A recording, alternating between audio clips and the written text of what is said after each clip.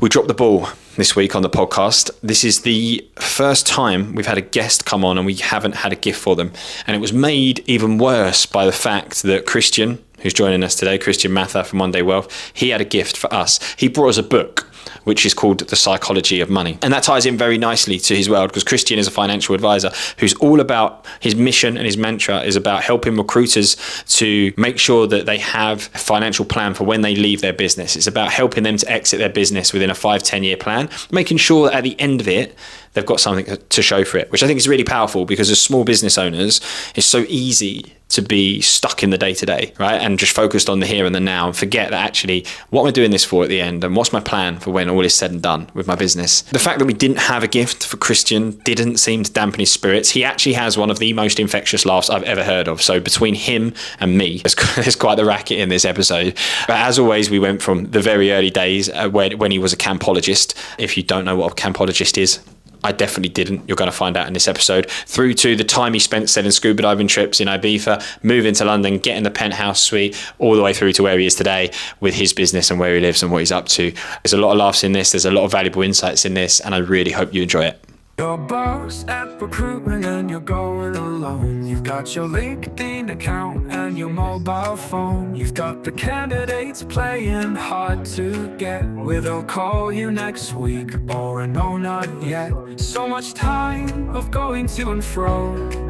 You got another offer or salary's too low. Hours or searching and hours. What is a campologist? A campologist is someone that brings church. Is that where you're holding? Is that roughly where you're holding? Yeah. Go on. A campologist is someone that. Is that better? Yeah, hold it further away. That's fine. Yeah. Come on, candidates, just No. That's fine, mate. That's fine. I actually, funny enough. Yeah. Well, no. He said I'm a campologist, so I was like, let's go. Funny enough, as well, on the way, I was like, I got a bit of petrol anxiety because we've only got one car, so I borrowed my mum's car. You know, I'm 41 years old. I'm still borrowing my mum's car, and I got in it. That's nice of her. Yeah. She lives down the road. I was like, there's no bloody petrol in it, is there? And I've sort of got in, and I'm like, I've got 20 miles left in it. I thought I'd better stop at the petrol station, so I've been to the toilet and yeah. I can't run it that low. I can't run fuel that low. I get to like 25-30% and I'm like, fill it up. Yeah. 2 reasons. A, I don't like running it low because it scares me, like petrol anxiety. Yeah. And then the second thing is the cost. Yeah. So it's cheaper, right? In my head, I tell myself, petrol's not as expensive because it only costs me like 40 quid. I had it on the range and I'm like, oh shit, I'm going to run out of petrol there. I'll be ringing you up and going, oh, sorry, can't make it. I'm broken down on the M25. Where have you come from? Grace in Essex. Oh, you're Southend, aren't you? Yeah. Whereabouts in Grace? You've made quite the trip then, bless you. It's come up here. An hour drive's not too bad. Whereabouts? Do you know it? Do you know? Do you know where the convent school is? I live on that road, effectively. Okay. So one of my ex-girlfriends used to live in Grays near the leisure centre. Yeah. If you know Grays. Blackshots. Blackshots. She used to work there as a lifeguard. Oh, did she? Yeah. So she's someone's got to be, haven't they? Yeah. She used to work there, and then she used to work at the Everyone Active in. I don't know why we're talking about my ex-girlfriend. She probably trained one of my kids to swim. Yeah. What? In Blackshots? Probably. Yeah. Cheers. Thank you, mate. Thank you. What? Because you are a swim teacher, or you? No. So she probably trained. Okay. Yeah. I don't know if she did any teaching. She was just like, and you're going back a long time now. I was at you. How old are your kids? I've got a 19-year-old. Have you? Yeah. I know this sounds weird, but you don't look old enough. Oh, thank you. Yeah. I mean, she's my stepdaughter, but right. Yeah, she's nearly 19 anyway, so she's just started her first full-time job this week. Has she? Yeah. Exciting. Where's she gone? She works in fashion, so it's like retail fashion, high-end kids' clothes, kind of stuff I'd never buy. I shop in Primark. Do you know what I mean? Nice. Marks and Spencers, that kind of thing. Yeah. So nothing wrong with a bit of. Mate, I'm a simple man. Yeah. Nothing wrong with a bit of that. So have you always been in Grays? No. It's a good question. I'm from up north originally. I was brought up in a city called Chester, just sort of in between Manchester, Liverpool way. Twisted Spire? Is that Cheshire? No? Who's got the Twisted Spire? No idea, mate. No. I know what you mean. Is that not Cheshire? It's like south of the peaks. That's not No. Chesterfield. Is that Chesterfield? Yeah, it might be. Yeah. Well, that's Anyway, like miles sorry, away. carry on. Yeah, yeah. Twisted Spire. So, I thought it was the Church of the Twisted Spire. so yeah, I mean, it's a long story how I got down here. So, got time. Yeah, we've got time. That's good. Yeah, I suppose, where do I start? I went to university in Nottingham, Yeah, Nottingham nice. Trent University, did economics there. I used to go raving a lot. Did you? Like to go clubbing a lot. Okay. So Okay. while I was there, I was just before I left, I was sitting in a bar with one of my mates, and he'd just done a season in Ibiza, and he said, "Mate, you should come over. It's an absolute laugh." So I went over. I did like 8 weeks, had an absolute ball of a time. There was 6 people living in a 3-bedroom house, but there was never less than 12 people. Yeah, everyone's mates there on holiday. It was great. The next What were year, you doing? For work? do you know my first job there was selling scuba diving trips? Was it? On San Antonio Harbour, just like standing there. I've got an image of you in like a scuba diver's outfit, like fins on the works. Just More like just a board short and t-shirts. But I was crap at it. Didn't Was sell you? that many trips. But I was going to say, I don't think the target market in Ibiza is typically there it for wasn't- scuba it diving. wasn't great. There was like one of them parasail things that next door to me. They used to cream it, and I'm Right. like there trying to convince some people that have been out all night that they should go scuba diving. Yeah, I can see the challenge It there. brought a few quid in. It kept me. We didn't need much money, to be honest. We Sure. went out. I lived with these. I lived with 4 girls, and they worked in this bar, so we're just in there all the time drinking free shots and doing that. And it was great. San Antonio side. Yeah, San Antonio side. Nice. I then went back to uni. I then went back the next summer. I got an old Rover car, think Alan Partridge. Like I drove this car over, and I was like, literally, Ibiza wasn't what it was today. It was, like a little bit more rough and ready. I was driving DJs round. Like I was driving, so I got a job driving DJs round. That's cool. That's better than scuba diving. So this little excursion. lad from Chester had never seen anything. The first job I actually got was Miss Moneypenny's, sort of they're someone from Birmingham. And he said, go and pick these dancers up. And I was like, 20-year-old, like, oh yeah, go and pick these dancers up. like 6 foot tall, cross dressing blokes it was.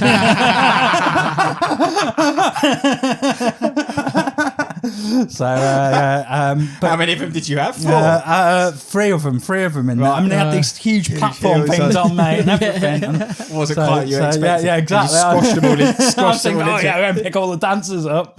But yeah, so I did that, finished my uni, Where did you drop uni them? degree. Where were they So going? it was just like picking them up to take them to, so they're going to do like a promotion thing there, a promotion thing here, and then they need to go back to the club and do the dancing and all that kind of thing. Gotcha. And I used to pick the DJs up, and That's I pretty did cool. that.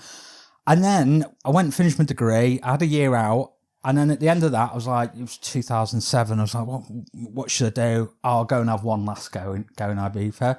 I ended up getting a really good job there for a club called Space, a night there called Yeah, I know Space. Yeah, a night called We Love It's Sundays. obviously not there anymore. And I used to do all the marketing, everything like that. So the next 4 years were basically spent between Ibiza, Australia. So I'd do the summers in Ibiza, go to Australia, do festivals there. Wow. I had a ball of a time. And then I was sort of 27. I was stood there. I know I'm 41 now, and there was guys my age hanging around, with 20-year-old girls, and I was thinking, I don't really want to be that guy, I haven't got a pot to piss in. What, at 41? Yeah, but like there were older blokes guys at the still time. hanging around with all the young girls. Wayne Lineker kind of vibes. Well, Wayne Lineker was around and about my time. Yeah, I was gonna say, I knew he still- Wayne. he He had still a would've been- little bar called Lineker's there. Yeah, he did. Yeah, I remember Lineker's. Yeah, and Yeah. and so Jeez. so after 4 years of it, I was like, well, I need to go and grow up and get a proper job, and that's when I came back, moved to London. I was staying on my mate's sofa in Streatham. I was like, I need to get a job. What am I going to do? I was like, stockbrokers make a lot of money. Yeah. And this was my first interaction with a recruiter, actually. Met a guy, Neil, still speak to him to this day, but he was like an executive recruiter. He gave me half an hour of his time, had a coffee with me, and he said, look, if I was you, what I'd do is just write a list of all the stockbroking firms, just ring the managers and ask for a job.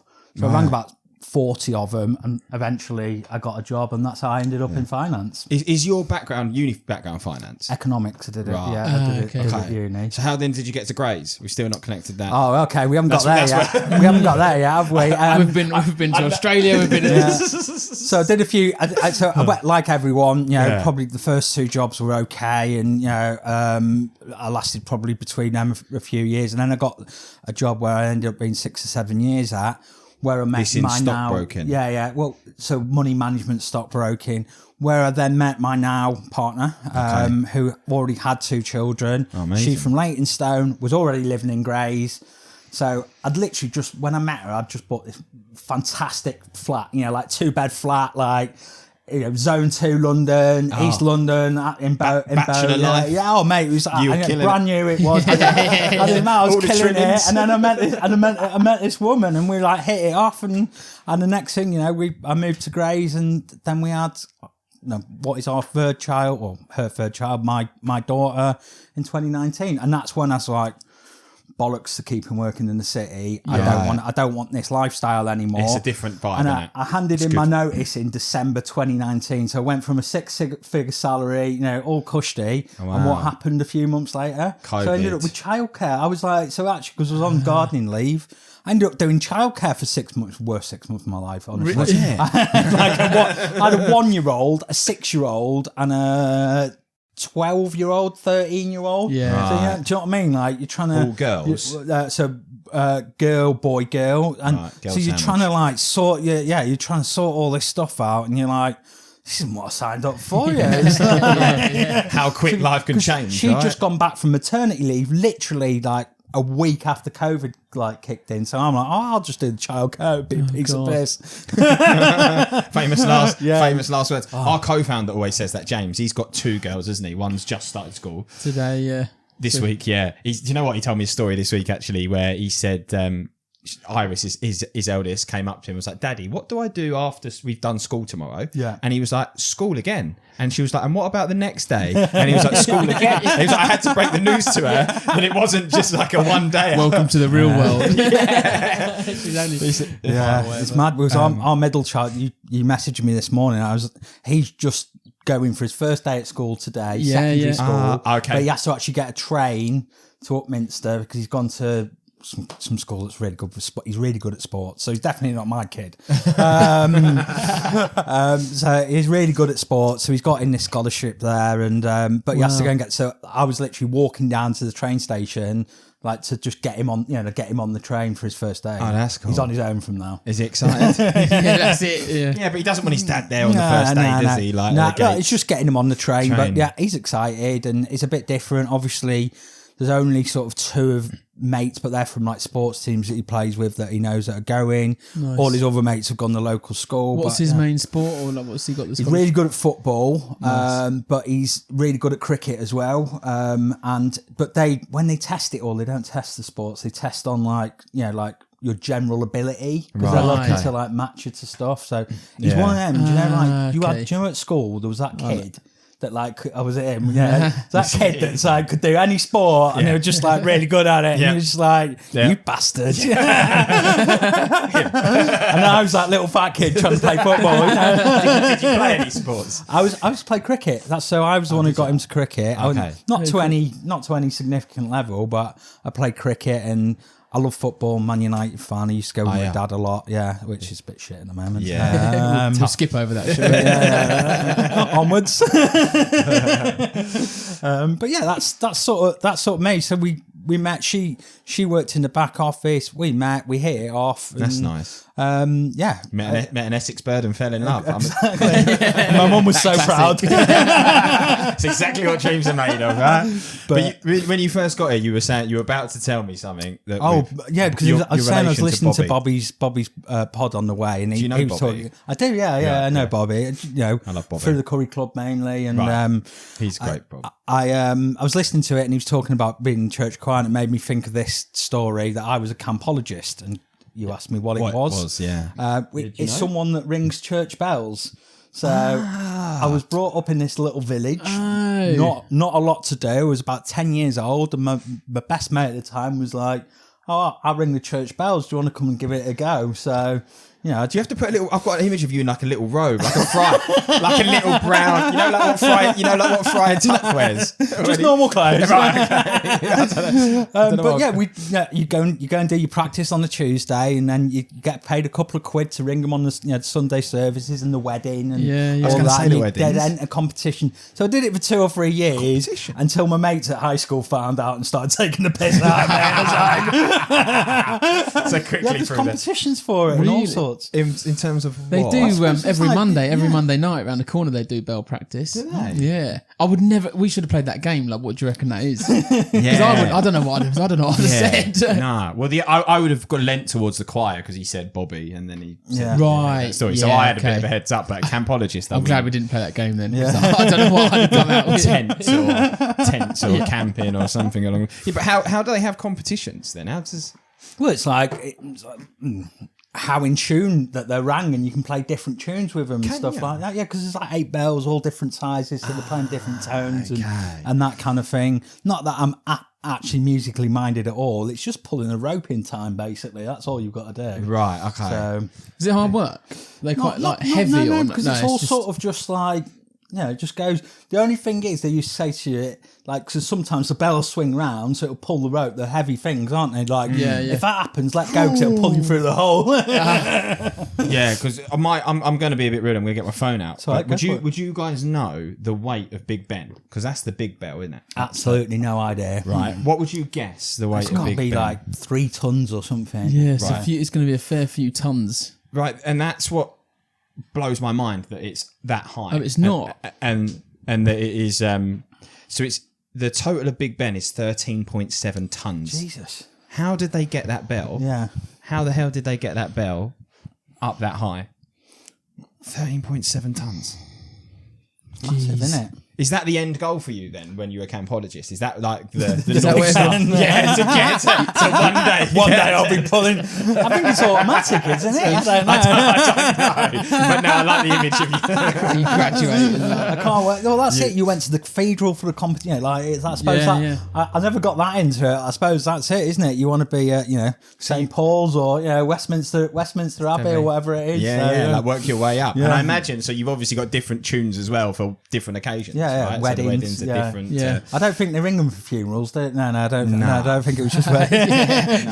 You might get a jolly one, but it's. But yeah, it's just these little stories, isn't it, that make life up and and the little surprises by It's it all funny as well. that you get, because like you say, I wouldn't have even thought it was a thing. Really, you don't even twig, do you? That's like a thing. Do you think that's it, Gray? And Grays is where you're gonna. Is the future Grays? No, I wouldn't say so. Long term. Look, when the kids are growing up, they're in school, all of that kind of thing. My youngest 6 at the moment, so yeah, we're going to be there for A while. a good while. I've moved around my whole life. And I think the interesting thing is at the time we both worked in London. Now we both work from home, and it's like dear. we live on a commuter belt. Ultimately, longer term, maybe you get that, you use that money and you go and do something else. Yeah. My experience from doing what I do is I hear that all the time from people. When people like sell a business, retire, get a load of money, it's always like, we're going to buy a house abroad. We're going to do this. We're going to do that. We're going to move here. But in reality, you end up having family ties and doing all of those things. Life and, just takes hold, right? And this, the whole big thing about everyone going to Dubai for tax and everything. Yeah.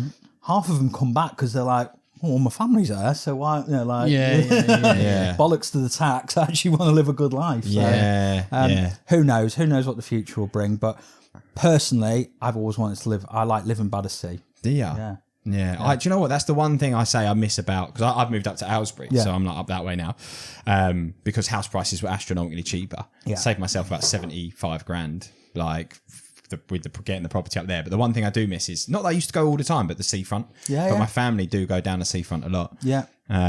Spend a lot of time down that way. And I also did, I know I talk about it all the time, you'll take the piss out of me, but I also lived in Oz. And I came back for one of the same reasons, really. Yeah.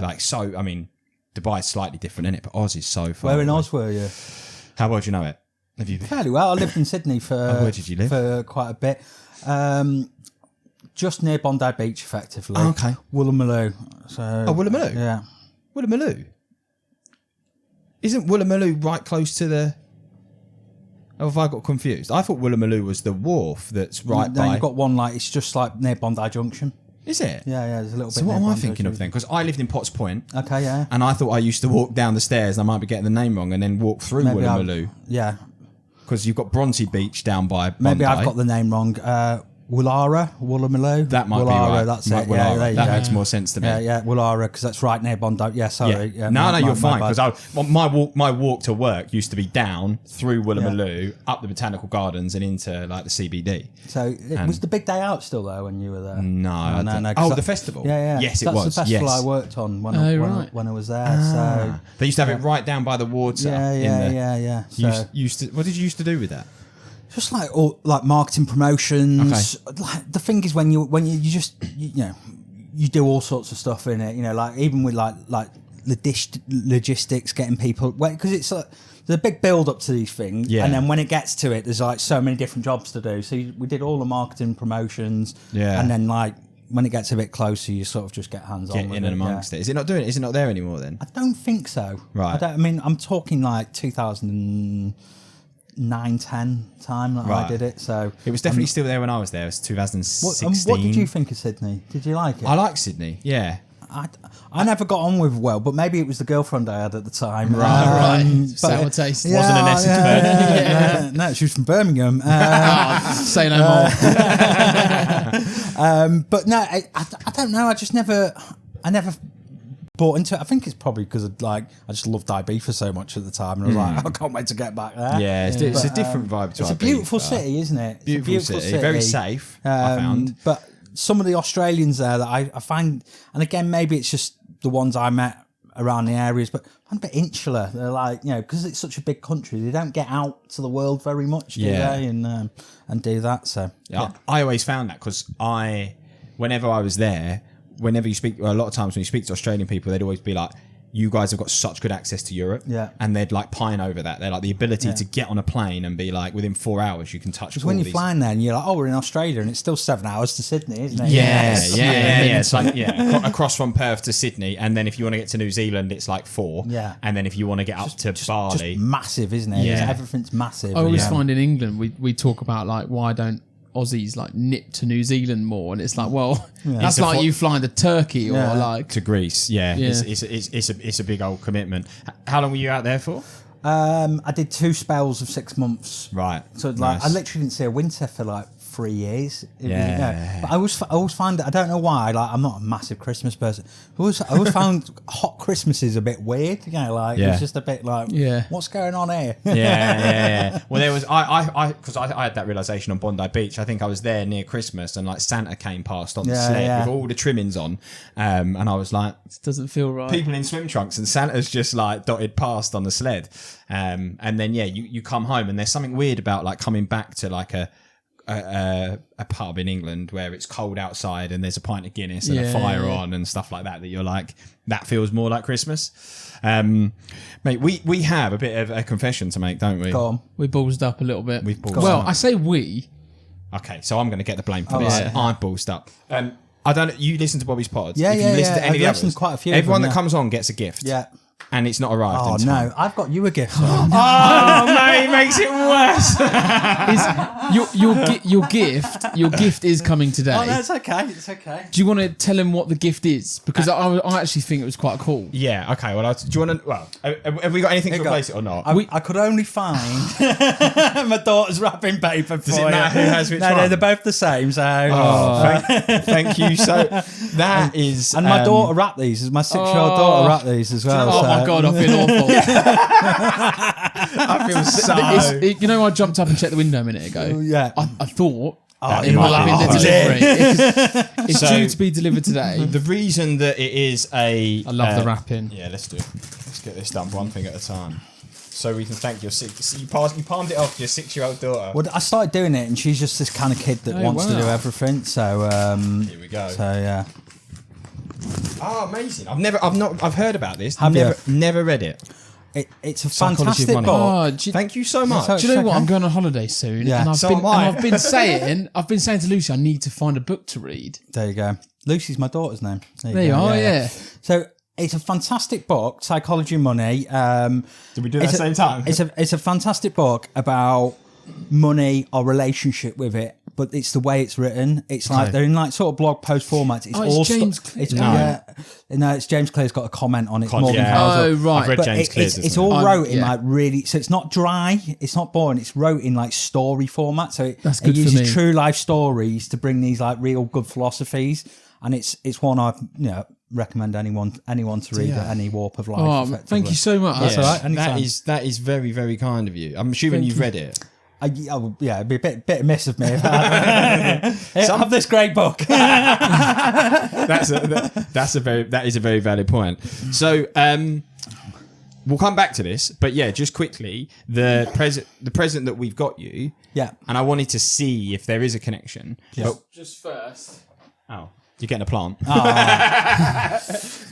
It's not going to be... just so we give you something, I grow a lot of house plants. Oh, thank you. So I've grown you a little. you know what? I'll let it die in my office. That is fine.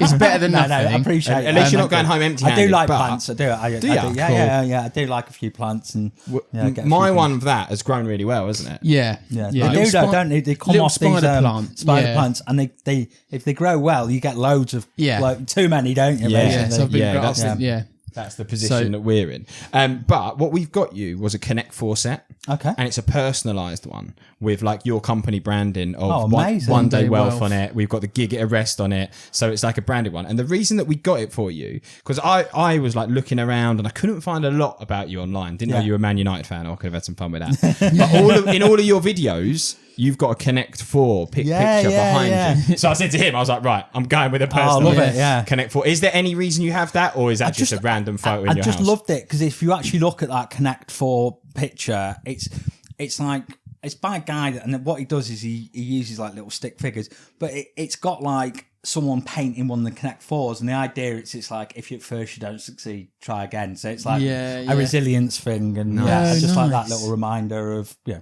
we need a bit of resilience in life because it can get tough. For sure. Sure. Well, our Connect 4 set will be a reminder that if you're not organised, things don't come on time. But the seller that I bought it off had messaged me and I just missed it, and he'd asked a question about the engraving on it, and then I was like, oh nads, and I said it to you, didn't I, on Monday? So. Yeah. You know what they say? It's the thought that counts. Yeah, well, it is coming. I'm sure we'll see you because I'm loads of the team stuff. I said to Luke, team stuff, curry clubs, all sorts. I'm about a lot over the next month. I said because we're hitting up a few of the team. Yeah. Well, you more than me because I'm away. There you go. Andy will be we'll- happy, won't he? We've got a little reference. Yeah. We're always. How are you finding it? Because is it new to you? Yeah, So, I mean, I suppose. Oh, look at that schoolboy, didn't I? Let me just. No, you're fine. So it's only the missus. We're not going to get too loud on.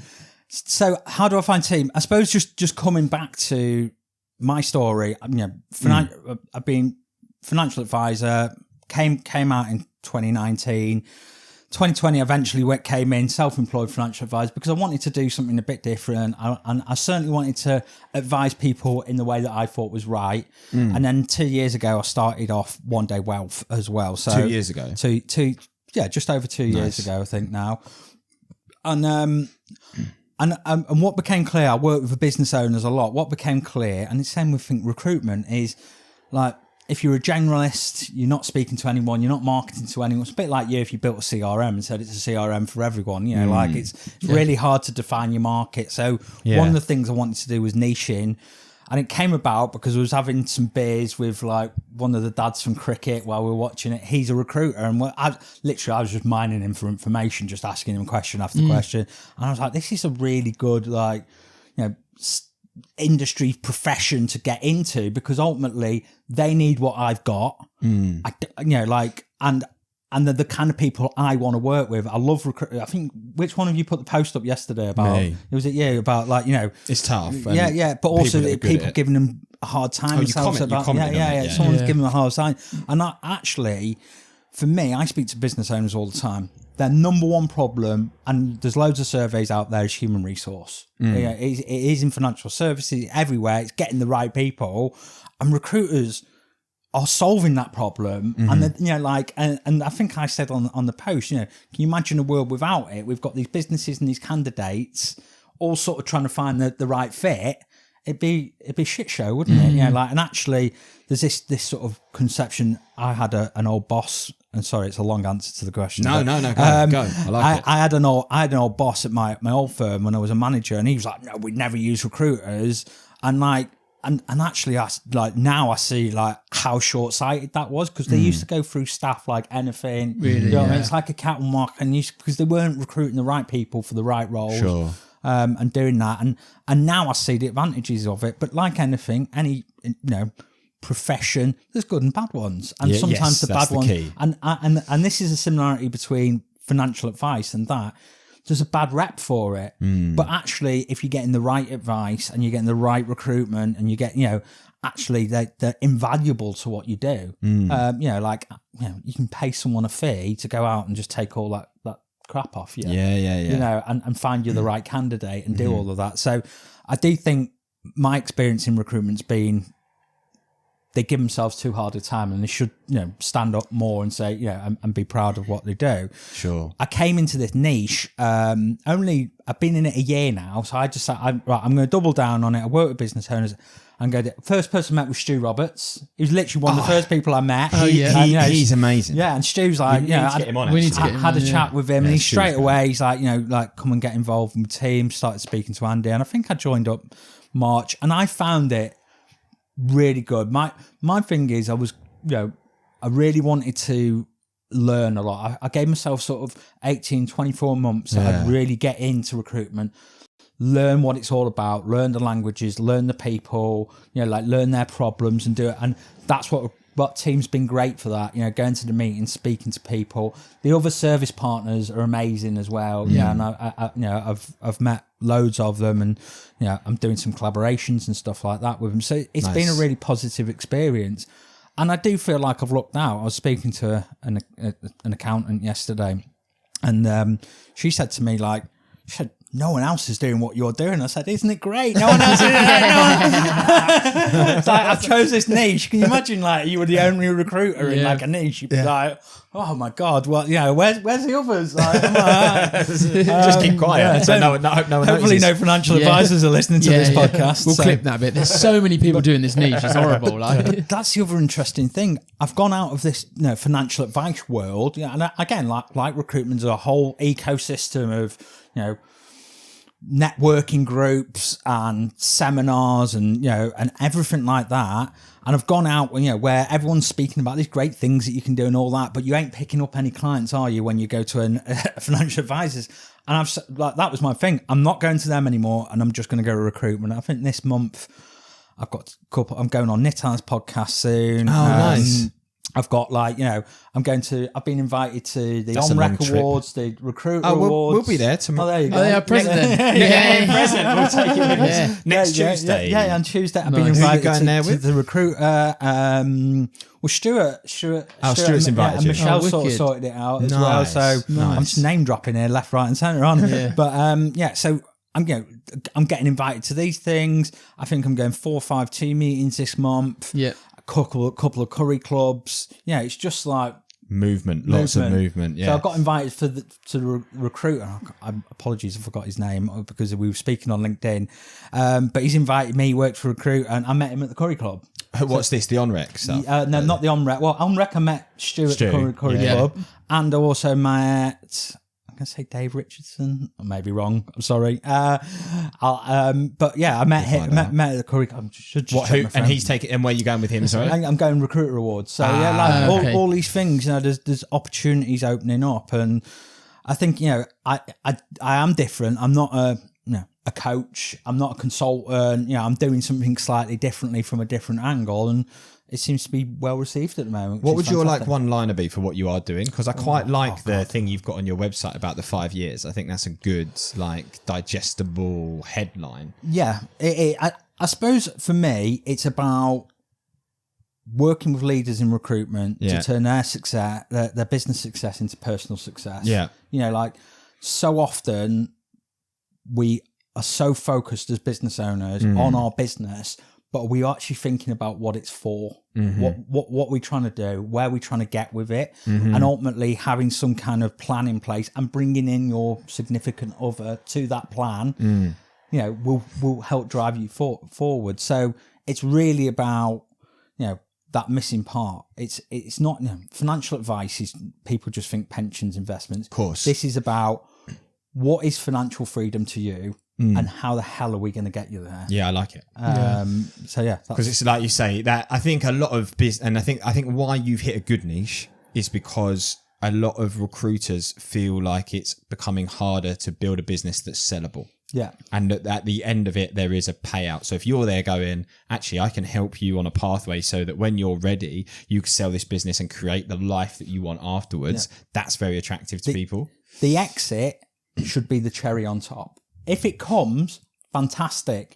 But you should also be able to be financially resilient without exiting a business. Oh, I see what you're saying. So shit goes wrong. Yeah, businesses don't go. And again, I suppose you listen to the podcast you did with Bobby. Like you guys have had to change. You've had your failures and successes. Things sometimes, markets change, things change, and everyone sort of assumes it's going. And also, it's about that old saying of, making hay while the sun shines. Yeah, but put some in the fucking barn for when it rains. Do you know what I mean? I like that. That's your new LinkedIn tag. But that's I'm really passionate, and the thing is, sometimes you find a passion, don't you? And like, I wouldn't say when I started I came in passionate about this, but I'm really passionate about families being financially resilient. If something happens to anyone in that family, the parents, and I do mainly work with people who've got families, but something happens to one or the partner, what's going to happen to that family? Have they got the insurance in place?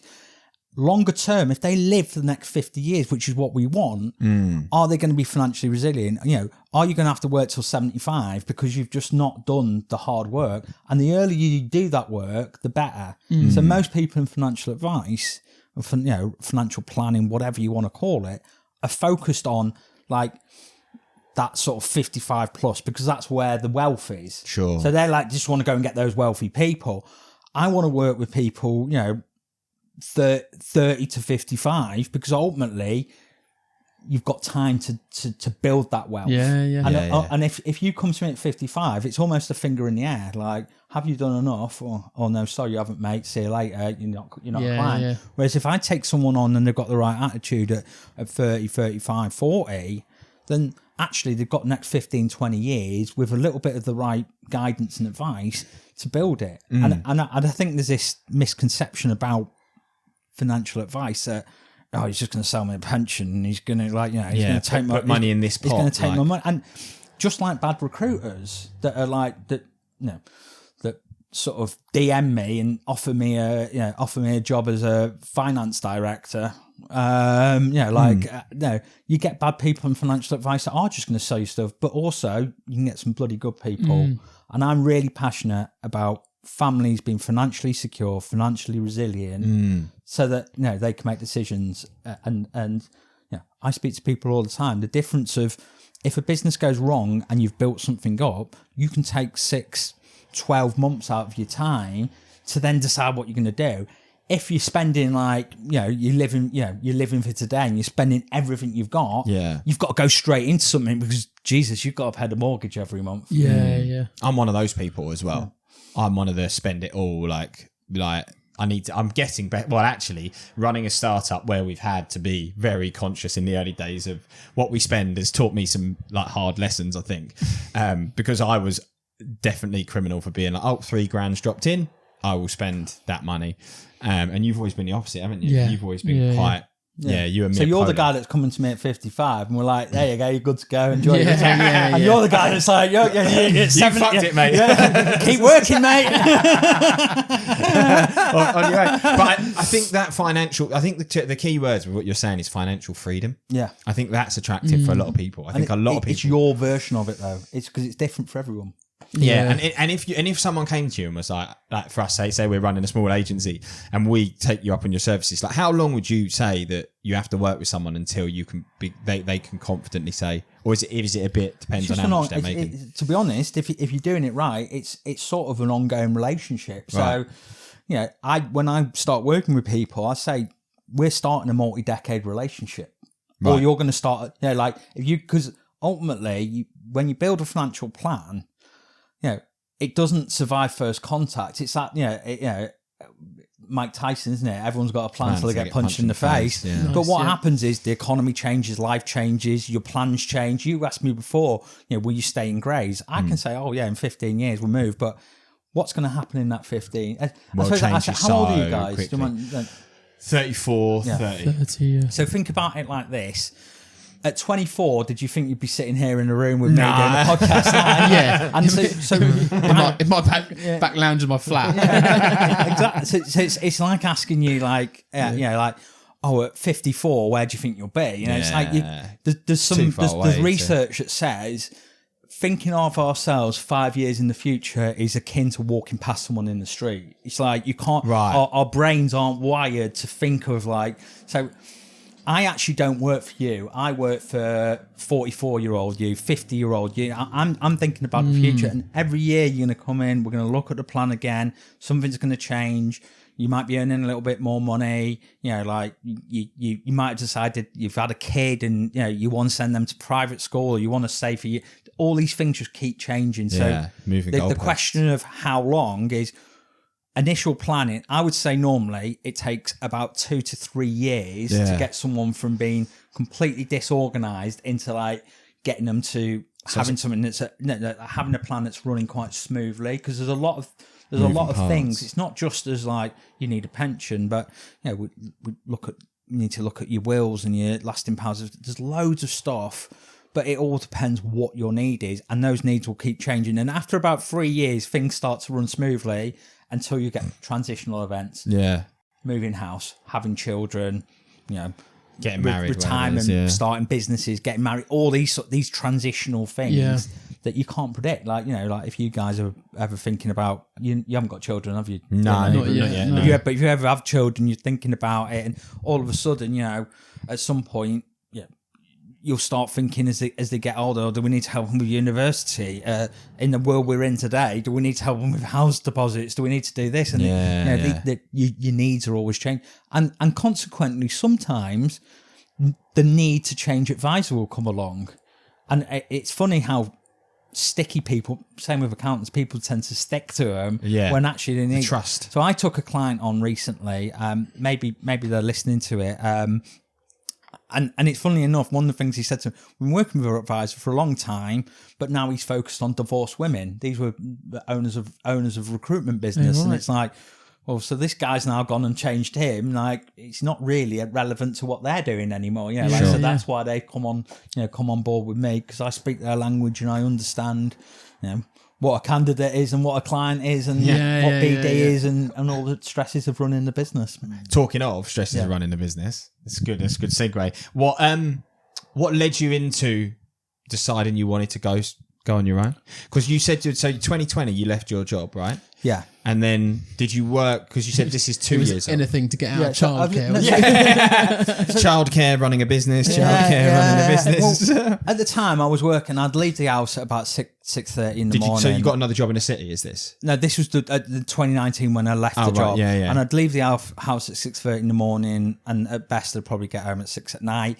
But probably I was managing a team of about 18, 19 people. And part of my job was to go out and smooth clients and do all that. So I was probably out drinking 3-4 times. So I went from about 13 stone to about 19 stone in the course of about 4 years. It was great, eating a lot of food and drinking beer on an expense account. It's not the worst life ever. But at the same time, when my that's too good, isn't it? Yeah, sorry. Can't complain, can you? I mean, a little story. When I first took the manager's job, my CEO at the time, he called me in the office and he said, I've got a problem. I was like, what is it? He's like, it's your expense account. I was like, what do you mean? He's like, you've not spent enough this month. He's like, you're not obviously not taking the boys out. You're not going out you're not going. It's like, okay then. It's like, can you remember how much you had spent? 1,200 quid or something like that. And he said you're not spending enough. Well, that was the job, to take clients out and do that. And it wasn't to be, on the phones and doing that and speaking to. It was to be taking clients and doing that and building schmoozing. Yeah, basically. How much were you burning through cash? You might, averagely a month. in the end, probably 3,000-4,000 a month on just and yeah, Yeah, so you're spending like 40 grand a year, best part of 40 grand a year, just out drinking and eating. And yeah. But obviously not all on you, Not but hard, still. not that hard. Just going out of my head, sitting in Hawksmoor like every day. Top of the Heron Tower. T-bone, please. That guy's back again. The regulars back. But yeah, it was that's like, and it was just going out and doing, and I put loads of weight on, start going to the gym, and it just got to the point when it got on. To be honest, like mentally got on top of me. And yeah, I didn't enjoy the work. It was like, like you were sort of pushing that company's agenda. I wasn't having any like proper client, like doing anything like that. And also my daughter was born, and I was like, I didn't want to bring up a kid, because I've been in Ibiza and I hadn't, it wasn't all my life. A lot of the guys in there, they'd left school and they'd gone in the city, and that's all they knew. And like, I just wanted to be able to spend a little bit more time with her, have a bit more freedom. So I was like, right, I'm just going to go, what else can I do? Well, I've got the qualifications to be a financial advisor. I've got this skill set. I'll go and be a self-employed financial advisor. Let's give it a go. Yeah. You're right. Yeah, and be honest, financially, it nearly crippled us. Well, it does. It's gone from a high, I'll be honest, multi, six-figure sort of money. You're not eating in the Hawksmoor anymore. To zero with no expense account. And you've got like, and you sort of got the trappings of that life. Again, you talked about Southend. We nice little house we had. We decided when the kid, when Joe got pregnant, probably decided to get a bigger house. We looked at like Leon C. Very nice. Again, it was just that bit extra commute. Also, it's pricey. It's pricey, but also like little gardens there and parking's crap and all that sort of stuff. So we stuck to Grays, and so we got a bigger house, bigger mortgage, bigger car, all these sort of things. And all of a sudden you quit your job and you're like, oh my God, how am I going to pay for all these things? I've got a bit of savings, but and everyone thinks because you're a financial advisor, you've got it sorted. You've got it sorted. Like now, I know how to manage money, and luckily, I've got to the point where things are okay. But things have been tough, at times, and so I've been there. I know it. Don't think because I'm a financial advisor that I'm just like rolling around and I'm laughing in cash all the time. I'm not. I've had to go and build it and build the constructs. And when we talked about it, I'm you. And I always used to say we used to have some, we'd have brokers that were making a lot of money, more than I was never that great a broker, and I'd always say they had £10 in the pocket, they spent 12. And I wouldn't say that I'd saved a bit, but I was never like all the stuff that I now know. I wish I'd have had my advice in 2016, 2015, because I'd never have gone through those struggles as I was building the business, because I'd have had someone saying, no, you need to manage these things. I'd have probably told myself if I was myself going, if you're going to leave your job, don't go and buy that bigger house, just do with what you've got. Do you know what I mean? And once you've sort of built the business up and do that, then go from there. Hey ho, you learn. How long did it take? Are you working by yourself today still? Is it? I've got two people working for me, but they're like administrative sort of, and like outsourced, like sort of partially outsourced as well. So how long were you just purely on your own before you started getting any help in? Well, to be honest, I got Susie, who works for me, and she's been with me for since the very beginning, pretty much since I started. So Susie is fantastic. She was working at Deutsche Bank, and I think she'd been made redundant, and it was that sort of time around the COVID, and she was looking for something. She had 2 young kids, and so just took her on and self-employed, and she's been with me ever since. And like she does a bit, I suppose. So this was right in the early days, then, right away, because I wanted someone to be able to support me on certainly some of the admin side, and I suppose I took her on thinking more of a PA role, but she's taken on a lot more than that. And probably the one that sits there and listens to me and thinks, God, is this guy still talking? that's him to me. But like it's just good to have someone that's been with you and you trust and knows you and like knows how things work, and you can say, am I being an absolute idiot or like, and they'll go, well, yeah, because Joe, my partner, she'll always tell me I'm an idiot. And then Emma's come on board, who's sort of an outsourced administrator, fairly early as well, because the administration part of financial services is hot, and I'm just not an administrative kind of person. I like to get out, speak to people, do those kind of things. I love being with clients. I just don't like doing paperwork. Okay. Yeah. So I took that hit early on, which again, maybe looking at it, because all of a sudden, you've got to pay someone, haven't you? And you're like, well, hang on, I'm paying someone. I'm not actually earning anything. So, it does that. But it's also now having those people and been working with them for a long time makes all the difference. Trust. And all my clients know them. So I went on holiday for 2.5 weeks. Oh, nice. We did 8 days in the lakes, came back for a week and a half, Nice. and then did a week in Menorca. But when I went away, I didn't check my email once. Did you not? No, because Susie and Emma are all over it, and Susie will just give me a shout if there's a problem. Yeah. There's no there's none. So That's. Do you know what? That's really cool. Yeah. Because they say that, don't they? Like, you're not building a proper business unless you can actually walk away from it and leave it. Yeah. And I would say right now we both live in the business pretty much all the time. But don't get me wrong, like, And it's that's not healthy. That's just keeping things ticking. Like, if it's the new business or a client meet, like, there's no one else can do that. Right. But it's just generally no one wants to speak about the finances in August, and no one wants to speak about them in December. Like, we get the same. It's like so. Over the years, I used to think, I'll just keep going through August, and it's like pointless, absolutely pointless. Like, I do a lot on LinkedIn.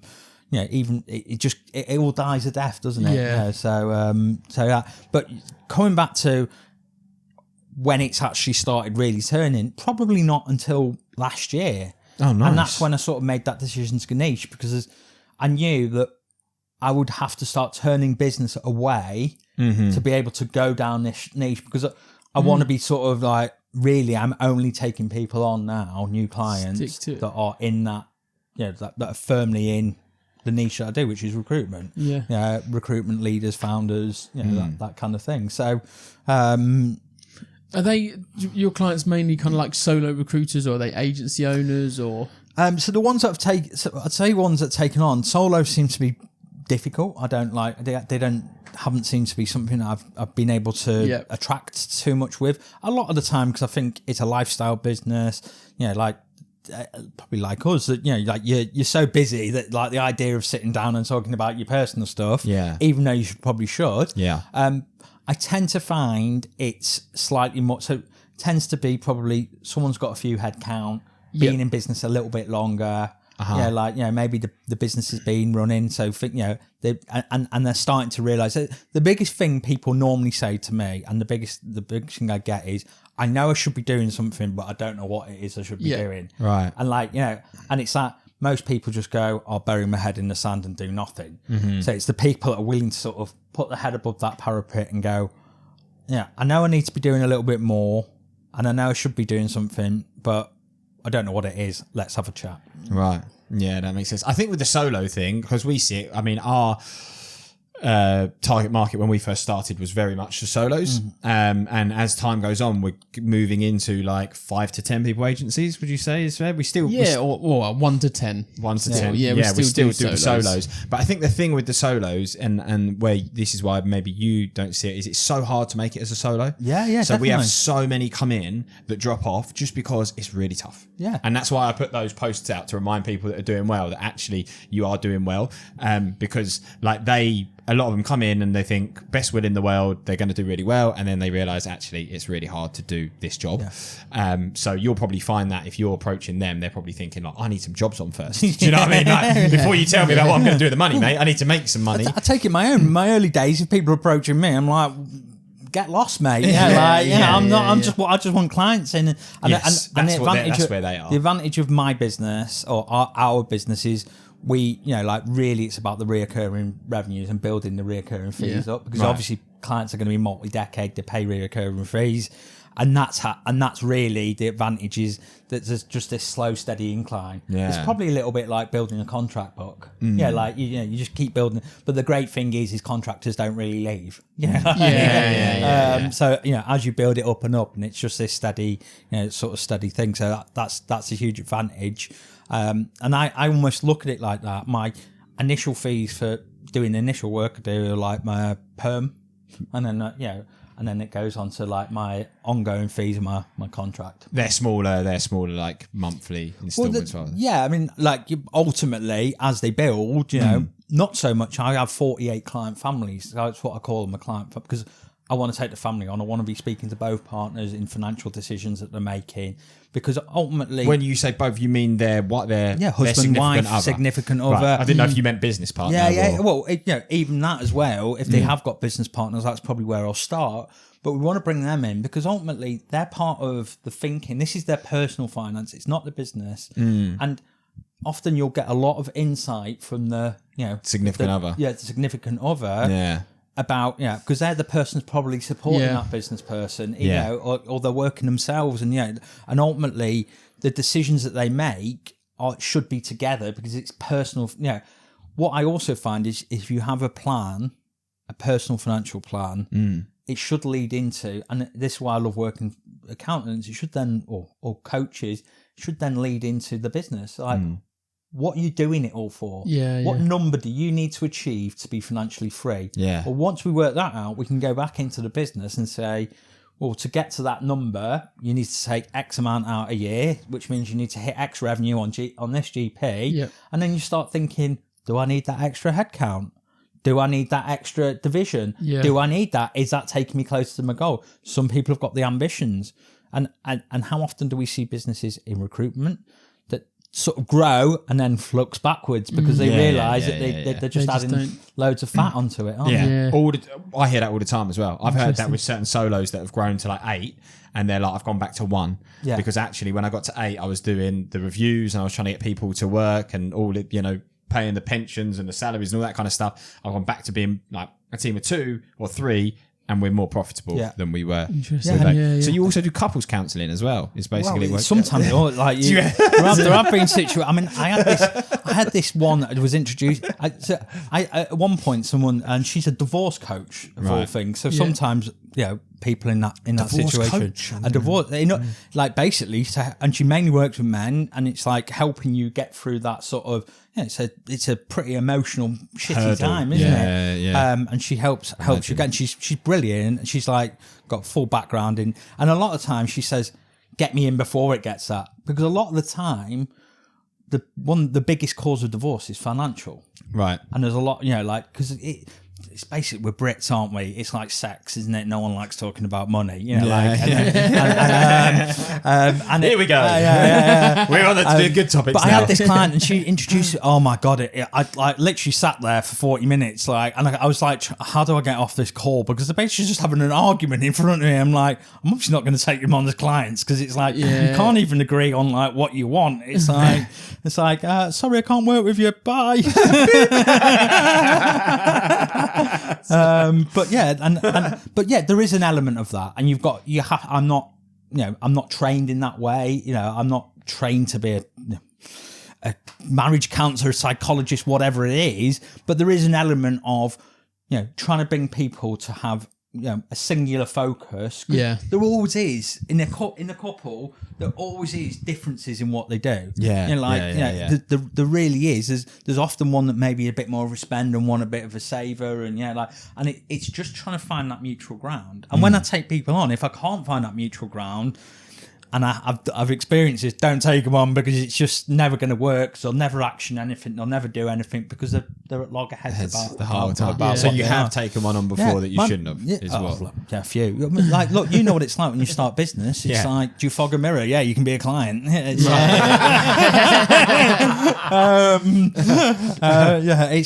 do you fog? And you do, and then as you get on a little bit, you start realizing who you want to work with and who you shouldn't. You see the pitfalls of making sure you get the right, particularly where you're saying to people, I'm going to work with you for decades. You want to be true to your word. And ultimately, you build from that perspective and look to help people as much as you can. Yeah, it's so true, because we've experienced the same thing. Like, we've taken people on in the early days that we probably, not necessarily the wrong people, but we've ended up putting so much time into making their integration to the CRM or something work. Whereas now we'll look at it and go, that's going to cost us a load of time. This is the price we do it at. And sometimes people are, I can have it for free.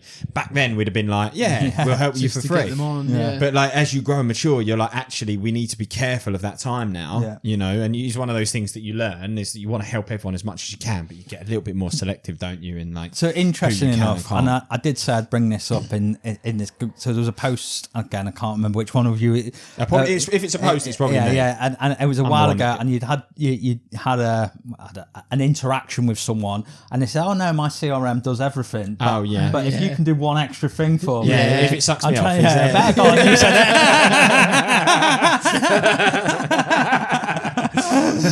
I was trying to say facial or something. Never thought you'd get that word in, did you? But yeah, and it's just funny, isn't it? The interactions you get with some people, it's like 100%. Because do you know what gets me as well? Like, my intro is like, and maybe we'll change this over time, but at the moment it's like, we're building free shit, right? That's my like little tagline that I go in with. And some people it really upsets, which I don't mean to upset them, obviously. What's the catch? I get what's the catch. I get what's the catch all the time. And I get funny ones like the one you just mentioned, and then one I got today was the reply was, "Do you know what, mate? I've just had a free shit actually." Like, is what he said to me. Yeah, it's funny you say that, because I've had, and I've had loads of laughy faces. Do you find it's like a generational thing? Is it more? No, not experience. Let's call it. No, not generational. Like, I had one yesterday where the guy, he looked fairly young, but he was in he was in a full suit in his picture, and it looked like he does banking and investment and stuff. And his message was like, "Your language is disgusting." I get that. I'm not going to go anywhere near it. It's not for everyone. But that's what you want to be. You don't want to. But you don't want to appeal to everyone. No, you almost want to be putting some people off, don't you? Because it's like, if you're not, you're doing something wrong. Yeah, you're like, how many clients? How many recruitment agencies are out there? How many do you need of them to be successful? You're not gonna please. You can't please everyone. Sure. You can either please someone or no one, basically, can't you? And when you try and shoot down the middle, you often find that you please neither. Yeah. Do you know what I mean? Yeah. So you just this is why you get people in. And look, I really believe we're in an age that your company needs to be part media now. It really does. You need to be out there and visible and doing that now. That the old age of I'm going to build it by word of mouth. Yeah. You probably can in some instances, but you need to be out there. And it's interesting to see the people. And I'm only on LinkedIn. I don't do any other platforms, but it's interesting to see the people that do get a lot of attention that are quite have quite out there views. Yeah, because it's like there's enough people that are like, I get you, mate, and I'm on board, and that's what you want. I don't want everyone to think, I'm this guy. I'm not. I wore a suit for long enough, and I went from my beefer to wearing a suit and gone, oh, wasn't that terrible? Get me back in my beach shorts. He went from being in his scuba diver outfit on San Antonio. Well, and I went into Moss the other day because we were talking about OMREC, and I was like, oh God, I've got to get a black suit. So I went in Moss there, and my details were still on there from last time I'd hired a suit, 2019, and I was just like, data protection. You should have said that should have been cleared by now. The GDPR. Here we go. Save me having to fill all my information out again. But yeah, it's just one of those. It's one of those things, isn't it? That like I was like, it's been so long since all my suits are just collecting dust, and now I'm like, I don't want to be that suited and booted guy, and just wear my little Primark top and my Marks and Spencer's bottoms that my missus buys me, and so there's nothing wrong with that. It's all cool, mate. It's all cool. You said to me the other day, which was in a similar vein, you were like, I love that we are just ourselves. And you come to work every day, and I just at work, I'm doing my best work, and we take pride in what we do, and we work really hard, but also we do it from our lens. Do you know what I mean? And we don't sit here pretend to be something we're not, because it just becomes exhausting. It does. Do you know what I mean? And like, would you work from home? Yeah, completely. Yeah, so completely. Like you sat in a suit working from home. Yeah. Like, what a dick. Your missus walks past and just like full on suit. That's my only problem is my LinkedIn picture has got, because I like. Are you in a suit and you linked it? Oh, he's in a suit. Yeah. It's like all I've got. And I'm like, I really need. It's a nice picture though. Like you've got the orange background. Yeah, it was at my mate's wedding, so you know, And like, it's that's it's the one. very smiley. He's looking at and it like, now. Yeah. It's not like super formal. No, it's not super Yeah. formal. But you know, other than at some rec dinner, you know, you won't see me in a suit these days. Weddings, funerals, and recruitment awards. Yeah. So when we were sitting there with Stuart Roberts the other night, and Stuart Gentle, who runs the On Rec, Where were you with him? we were at Curry Club in London. Stu Roberts is like, I don't get why these companies have black ties and these events have black ties anymore. And Stu's like, well, mine's black tie.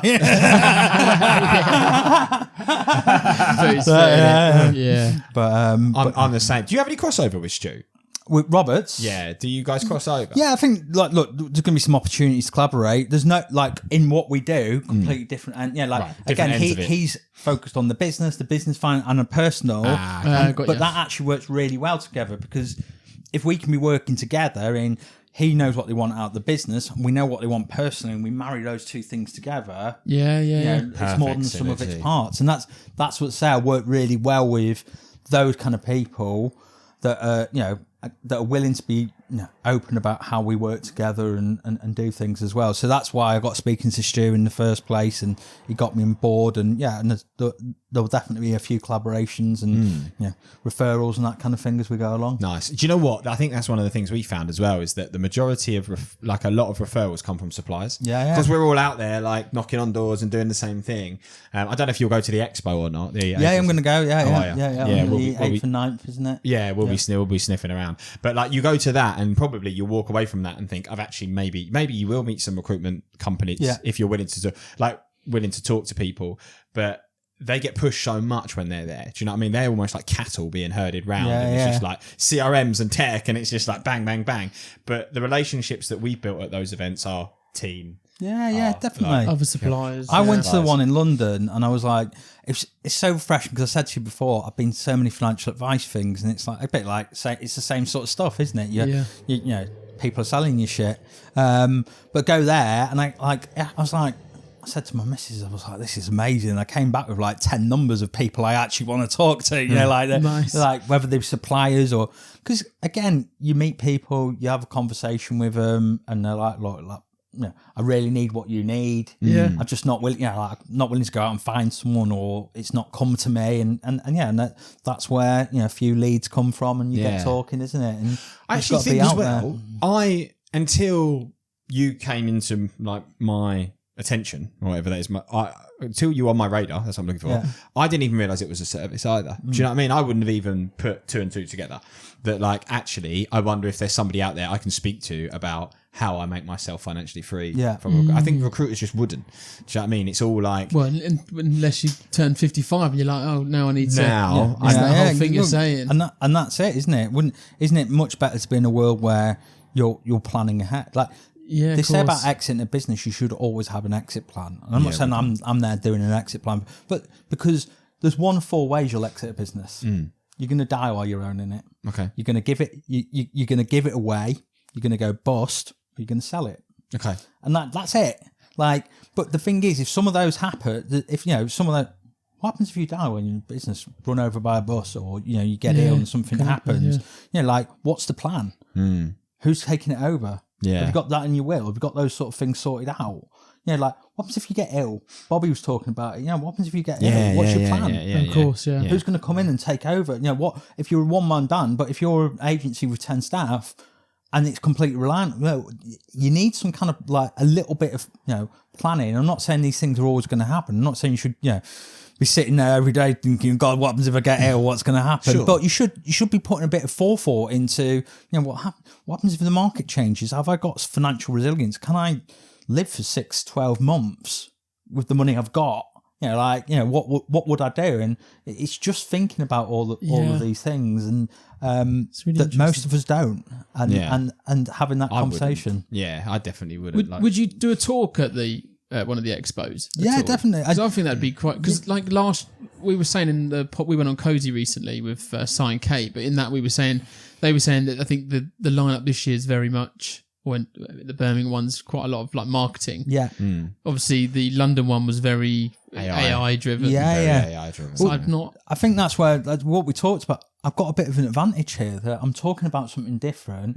I spoke to, is it Louise from, Louise, again, I said like, what are you looking? She said like, we're fed up with AI. And again, it's just understanding that. So I think my big thing was I wanted to spend a bit of time understanding the market before getting, And now my idea is like, I want people to be completely sick of seeing me. Get on podcasts, get out there. I'm going to start my own podcast January, called The Exit Interview. Nice. So that's going to be very focused on people that have exited the businesses, but it's not going to be about, what did you do right or wrong in business. It's going to be like, what was the emotional change? Because one of the things people underestimate when they sell a business is they lose an identity. Yes. What's Yeah. next? If I go to you guys, what do you do? It's like, well, we run Giig. And if you sold it, you'd be like, I go cycling, or like I play a bit of golf. Sounds good to me. But it's a real thing. You've probably built this business up for 15, 20 years. It's been who you are. It's a part of you. You're proud of it. Yeah. It's like a child to you. And all of a sudden, you just give it away and let someone else run it. And it's like, that people completely underestimate the emotional effect that leaving it, and that's what I want to have. The conversations I want to have about that emotional side. There will be some of like the practical side of what goes right or wrong, but I want to have that conversations with people. But again, what we talked about before, it's like why you guys probably do this. It's like having that sort of being out there and putting it out. And when you put enough content out, you have to be genuine. You can't bullshit all the time. Can't get found out. At some point, you're going to get found out. So it's just showing people who you are, and it's built. Look, I'm asking people to entrust me with basically their life savings. So they want to make damn sure they know who I am, and like I'm a trustworthy guy. There's that thing, isn't there? I don't know if you're into your football with Danny Murphy, this V11. There's a load of footballers. I probably shouldn't mention this because it's like. It was financial advisors that did it to them, but they basically took a load of crappy advice and they've lost tens of millions. On what? On like some crap investment, basically. Right. It's on the BBC at the moment, isn't it? The scandal. Yeah. There's a documentary on it, and so investment scandal. If there are, and look, there's such thing as bad advice, and that's the thing is like what I want to make sure is that people don't get that bad advice and they're getting the right advice.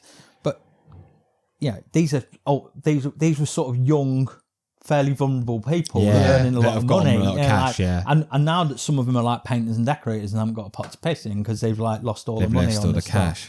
But it's a real personal thing. So you want people to be able to know you, trust you, for sure, and everything like that. And I think I'd vibe with that more as well. Is if I'd like actually feel like I genuinely know this person. Who was. So, someone was saying to me the other day about us being unprofessional, and like with the content, they were like, it could be more professional. And I was like, but that's not like truly us. And like whether people vibe with us or not, I think the one thing that hopefully they won't deny is that we're honest, right? And that's what I want them to think. Like they're honest lads. This is who they are. I don't mind if you think maybe we're a bit silly or a bit immature, but if it's like, I just want people to go, that's genuine, right? But to go back to just quickly, you speaking at the expo, if you do that, I do think that if you had a talk that was like how to become financially free as a recruiter, definitely. Build your life, allow your business to build your future, people would listen to that. So interestingly, really and it's definitely, and it's something, again, I want to do. I want to get out. I think there's a message to get out there. Yeah. And I don't care whether people work with me or not. If they go and take some action off it, that's a win for me. It can affect people's lives. Look, there's a lot of people in here. If they make some of the right moves, or they go and get the advice, or they do whatever, they can be more financially resilient, and that is the outcome that I'm looking for. And interest. I do I do a webinar as well, which I promote through LinkedIn. So I might as well plug that while I'm here. How do you find that? I find it very good. Yeah. So I don't get loads of people on it. But I have generated quite a lot of because again, I'm not a high volume business. No, of course. I probably take on now like 12 to 14 clients a year. Yeah. Right, okay. Like one a month. One a month. One a month. So I'm again, that is that's all about what's your number? So what's that? What's your financial freedom like that number? It's focused on founders in recruitment, but I think anyone can pick something up from it. I don't know when this is going out, but I've got one 17th of September, and then I think repeating around about the 15th of October. So it's a Wednesday. Just go on my. We're running about 3 weeks behind, so you'll be. So you won't catch the next one. No. What's the third? You're probably into third October, and third Wednesday in October is that one. 16th, is it? Yeah. So that'll be the next one. Be out by then. 15th. So 15th of October, midday. Come along.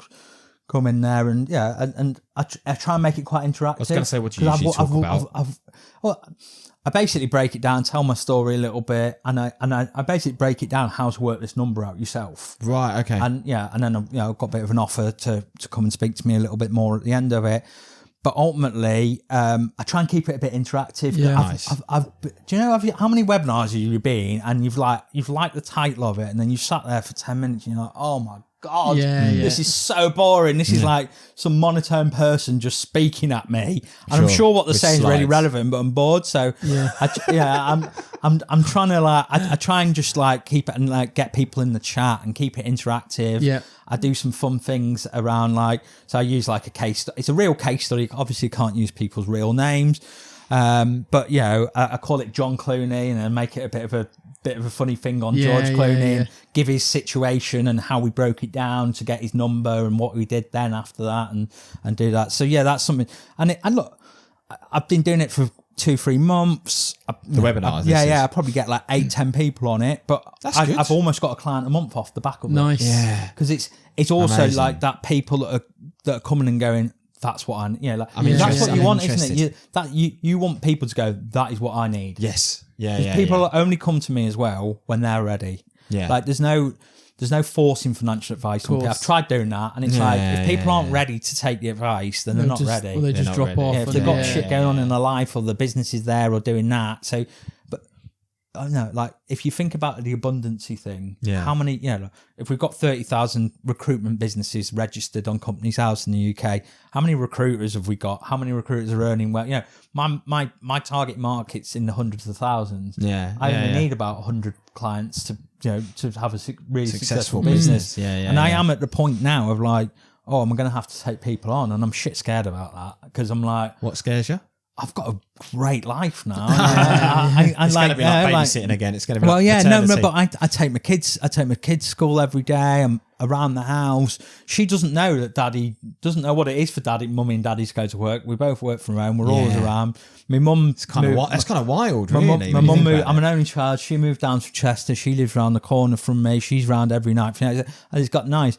The idea that if I'm going to take people on and do it properly and support them and train them and everything like that, do I need to get an office? Do I need to then, it's all these sort of things that you start thinking about what's that next stage of growth. And it's stepping out of it. There's a couple of guys I know that have run really great financial advice businesses that are you should just do it. You're talking all the right things. You're doing all the right that. And I'm but look at you. You're in the office every day, mate. And I'm I'm cooking my kids dinner every day.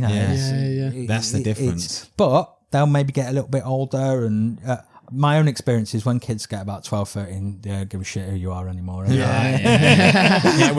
go for it, but then they'll circle back round at some point. Definitely. They'll circle back round. So I always say, and I say to clients, if they've got young kids, so I've got a 6-year-old, I'm quite brutal, and when I'll speak, not brutal, but I'll really question people. Say, you've got a 6-year-old, and she's your youngest kid. I'm saying it to myself almost. Right. Yeah. You've probably got 6 good summers left of where they want to do things with you. And before they're more interested in the mates than they are with you. Yeah. How are you going to maximise that? Yeah. Let's be honest, I'm 41. And one of the things is when people stop work, let's say you stop at 60, the reality is you've probably got 15 to 20 years of good health to enjoy, and maybe even less than that. And that's the reality, scary. God. So there's this point of we talk about mini retirements but it's about living life now. It's not all about let's put all that money away for the future. Well, actually, what can you be doing now? What can you be enjoying more? Where can you free your time up? Because that's what I want to talk to people about. You know, like if I'm speaking to a 35-year-old and talking to them about retirement in the 60, first of all, retirement, the word has got its own connotations. They're not going to become a client. Yeah. It's like, how can we live for today and plan for tomorrow? You know, like what things can you be doing with your family? Like I had a client recently, and they like proper like savers, save loads and loads and loads of money, and it like loads of cash in the bank, which it's got its own problems because it's getting eroded by inflation. But it's like, what That's crazy as well. well. What do you want to do? What do you want to do? We really want to go to Disneyland. Well, why don't you just go? Yeah, Which one? Who cares? Like, they had enough. They had enough Well, money. no, because Disneyland Paris and Florida are very different expenses. I think Florida, but Right. they had the can of cash. It didn't matter. Right, okay. Yeah. But they They were could do scared. both. But they're scared. So my job there is to be a permission giver. And say, Go. fucking go and see Mickey Mouse. Yeah, go see Mickey. Get the ears on. Don't take your kids when they're like 18, going, oh thanks mum. Yeah. Like, go and Just take it go when do it. The magic's there, Exactly. So go and do the things, and that's what it's all about. It's having that like these bits of life that you can enjoy and do everything with. You're as making well. dreams for little kids. That's what you're making dreams come That's the true. new tagline. That's the new tagline. Making dreams come true for little kids. That's like, for me, it's like almost like a dopamine hit when you're getting people and you're being able to take this fear around money and being able to give them permission to go and live their life. Yeah. Or you're taking this situation around that, like they don't know what to do, and you're giving them. Look, what I'm selling is peace of mind. That's what I sell. Yeah. I don't sell financial Sell advice. peace Peace of of mind. mind, yeah. It's like imagine That's great. imagine Peace not of mind. having to worry about money. Yeah. Lovely. Yeah. Mate, what a lovely. I'm gonna wrap it there. I think. Yeah, what a yeah. lovely. Aaron- It felt like a good Aaron- point. It that, did. didn't It brought it all Oh, together in one fell swoop. But thank you so much for coming. No, thanks for listening to me. I really enjoyed that. I really enjoyed that as well. Thank you so much for these. Yeah. Hour and 20 minutes flown by. It has, link- hasn't It's it? been amazing. Yeah. We'll Yeah. link all your company website and like LinkedIn and stuff. We'll do all of that. Oh for you. yeah, We'll put it yeah, on definitely. the- I'll give you intro links it for all. the webinar. If you want a photo and all of you that not as in well, your suit as well, we can do that. yeah. Whatever you want. Yeah. I'll work with. Find me one with Mickey Mouse or something. And we will see you with a gift for you at the. On Red record. Rock- Well, on It's on record. Tuesday, isn't it? Team. Tuesdays. There's a team thing. There's a few team things coming Yeah, up. I'm so- doing London one. I'm doing Midlands. What, the London one on the end, the 25th, 26th. Yeah, I'm gonna also go to that. doing. You're No, doing the I London think I'm one. doing the London Midlands one, yeah. one. I'm going to do the Northwest one because it's the service Yeah. providers. I'm actually Oh, going to go. that's the Manchester one. Yeah. So I'm going up on the Sunday for that one because I'm going to go and see some old Oh, mates and nice. stuff, and then do That's a few ideal. meetings and stuff, and have Yeah. a few days in Manchester, and Yeah. doing all sorts. So I'm sure we'll see each other. So we'll see you loads. soon, Yeah, basically. yeah. You Well, now can we get know your each other present. a lot better. Yeah. you. Thank you so much. Oh, no, thank you. Appreciate it, Thank man. you. I'm a bit hot and sweaty. Yeah, I'm a bit like that. Yeah. Boss at recruitment and you're going alone. You've got your LinkedIn account and your mobile phone. You've got the candidates playing hard to get. Whether they'll call you next week or no, not yet. So much time of going to and fro. You got another offer or salary's too low. Hours of searching and hours of stress. Come on, candidates, just gig it a rest.